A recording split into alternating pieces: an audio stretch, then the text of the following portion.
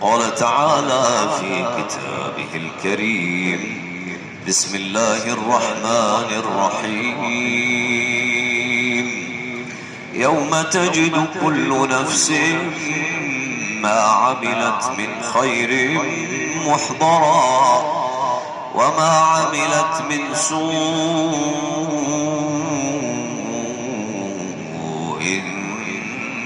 تود لو أن بينها وبينه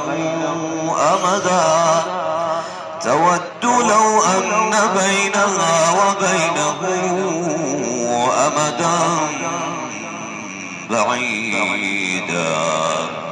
صدق الله مولانا العلي العظيم. آمنا بالله.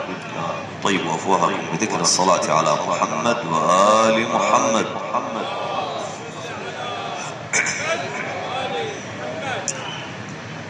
من نمیدونم با زبان فارسی حرف بزنم یا عربی تمومش کنم. بیشتر موجودان فارس زبانن یا عرب زبانن؟ چی میخواین؟ من حاضر هستم. عربی، فارسی؟ خیلی خوش آمده. انشاءالله من تمام میکنم چند دقیقه به ایشون دست بلندگو دستشون میدم. منتها من میگم الان فارسی حرف بزنم یا عربی؟ برای حرف گفتن فارسی بگم. بیشترتون فارس زبانن؟ شو تقولون سيدنا؟ فارسي؟ تتكلم فارسي؟ بما ان الاغلبيه ان شاء الله. خداوند متعال در این آیه میگه یوم تجد كل نفس ما عملت من خیر محضرا. روزی که اون روز قیامته. حالا قیامت دو معنی داره.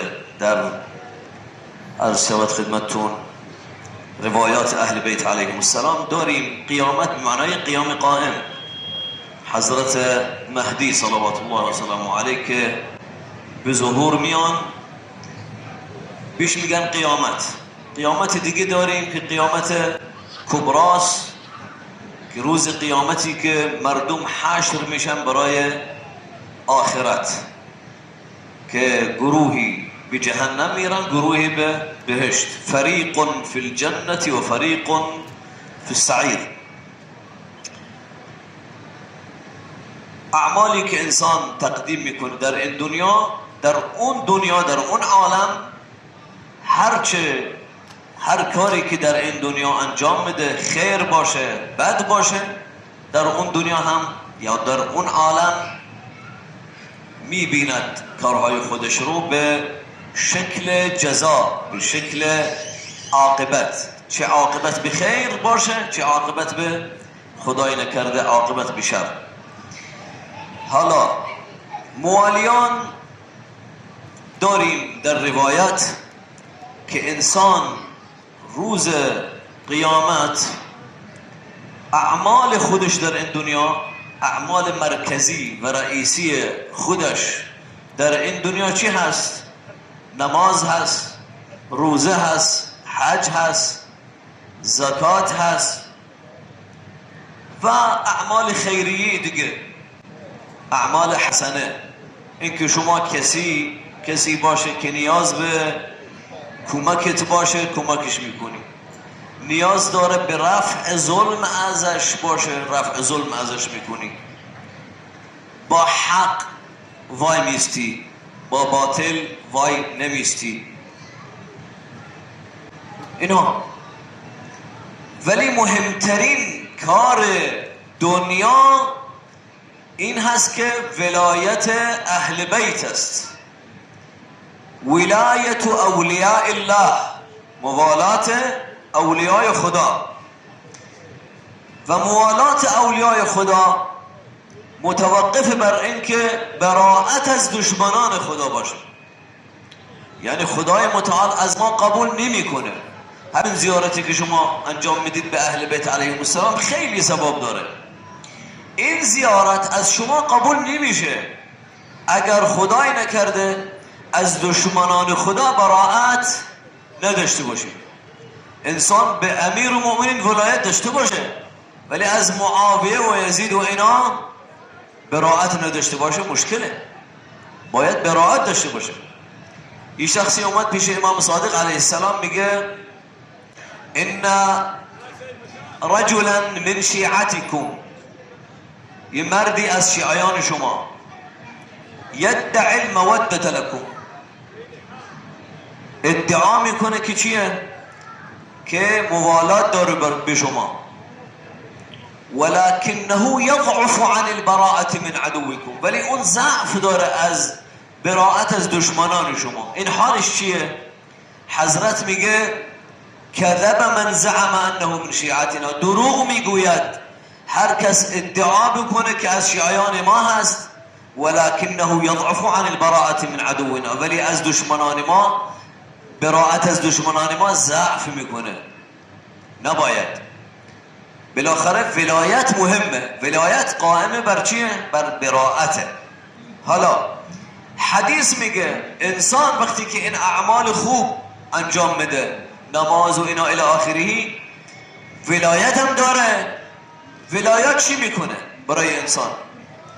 حدیث میگه اینها اگر کاستی کردن، کم آوردن در قبر، در روز قیامت، ولایت جای اینها رو چکار میکنه؟ پر میکنه. ولایت چکار میکنه؟ پر میکنه. ولایت به اینها میگه، به نماز میگه، به روزه میگه، به همه میگه ما فیکم من نقص انا اکمله، هر نقصی در هر کدومتون باشه من تمومش میکنم، پرش میکنم. پس ولایت چقدر منزلت داره، چقدر اهمیت داره. خیلی اهمیت داره. لذا اومد در حدیث شریف انسان وقتی که زائر امام حسین باشه، من زار الحسین عارفا بحقه، عارفا بحقه، خدا کنه ما زیارت میکنیم حضرت رو، نکنه عارفا بحقه رو نداشته باشیم، خدای نکرده. انشاءالله ما زائر که میشیم کاملا چیه؟ عارفا بحقه رو داشته باشیم، وگرنه خدای نکرده مثل شخصی که نماز میخونه. ما داریم در روایت انسان وقتی بعضی انسان ها نماز میخونن، نماز که میخونه ملائکه این نماز رو بر صورت انسان میزنن، خدای نکرده میگن نمازش مردوده. من و امثال من خدای نکرده با بدیهایی که من دارم ممکنه نمازی که میخونم، نماز بر صورت من زده میشه. همینطور زیارت. لذا باید توسل کنیم، از خدا بخواهیم که هم نمازمون قبول بشه، سایر اعمالمون قبول بشه و ولایتمون هم قبول بشه. که زیارت در ضمن ولایته. وقتی انسان زائر میشه یعنی چیه؟ یعنی چون موالی اهل بیت علیهم السلام هست، خداوند متعال زیارتش رو قبول میکنه. جابر الانصاری زائر امام حسین علیه السلام شد. وارد قبر امام حسین علیه السلام که شد سلام کرد، گفت السلام علیک یا ابا عبدالله. بعد گفت حبیب لا یجیب حبیبه، حبیبی است که حبیب خودش رو جواب نمیده. الله اکبر. خود چرا جواب نمیده ابو عبدالله؟ ما داریم السلام علیک اشهد انک تسمع کلامی و ترد سلامی. امام حسین من گواه دارم، گواه میکنم به تو، به هر امامی که همه ائمه ماها رو میدیدن، میبینن و جواب سلام ما رو هم میکنن. پس چرا میگه حبیب لا یجیب حبیبه؟ میخواد اینجا اشعار کنه که امام حسین بله جواب میده، ولی من میخوام پیغام بدم به عالمین که امام حسین کشته شده، شهیدش کردن امام حسین رو. و انا لک بالجواب، چطور میخوای جواب بدی؟ وقد شخقت اوداجك على اثباجك، اوداج رگهای تو بر شریان تو همه متداخل شده. اوداجك على اثباجك، رگها بر چیه؟ بر گوشت، بر تفاصیل بدن امام حسین داخل شده به هم. شخطت اوداجك على اثباجك و فرق بین بدنك و رأسك، سرت از بدن جدا شد. ابا عبدالله اشهد انك رضعت من ثدي الایمان، گواه میکنم که تو شیر خوردی از بستن ایمان.